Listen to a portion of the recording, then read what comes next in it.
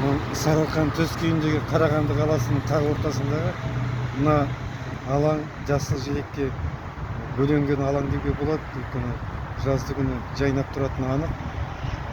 Бұл алаңды Алаш аллеясы деп атаумен пайдаланған дұрыс.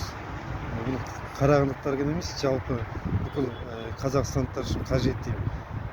Біріншіден, орналасқан орны өте тиімді екен, және кеңістігі де кең.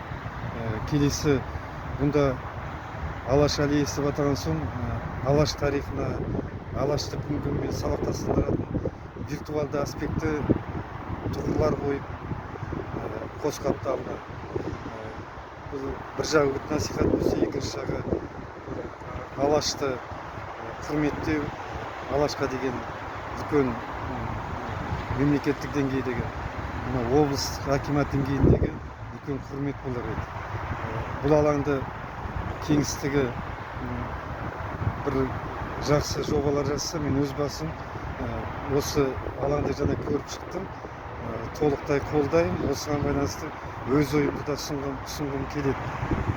Енді біз білімді тек мектеп болмаса университет партасынан алып көрмейміз ғой.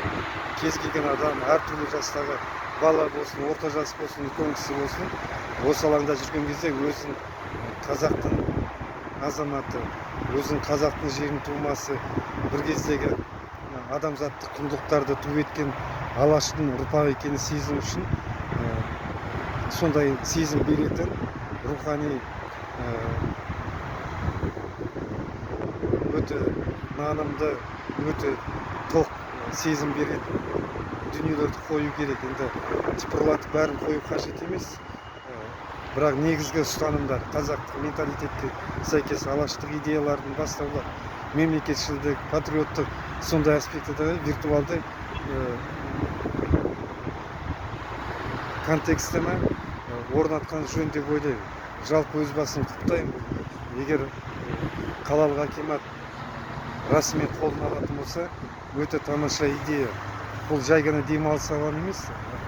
Қайталап айтайын, бұл жаңа өмірлік білім алатын алаң сияқты ашық алаң. Пікір алысуға, егер осында қос қапталында Алаш қазір Қазақстан сабақтастығында дүниелер қойылатын болса, өте мазмұнды болады. Екінші жағынан көрер көзге меймандалап тұратындай жасау керек. Мазмұнды болады.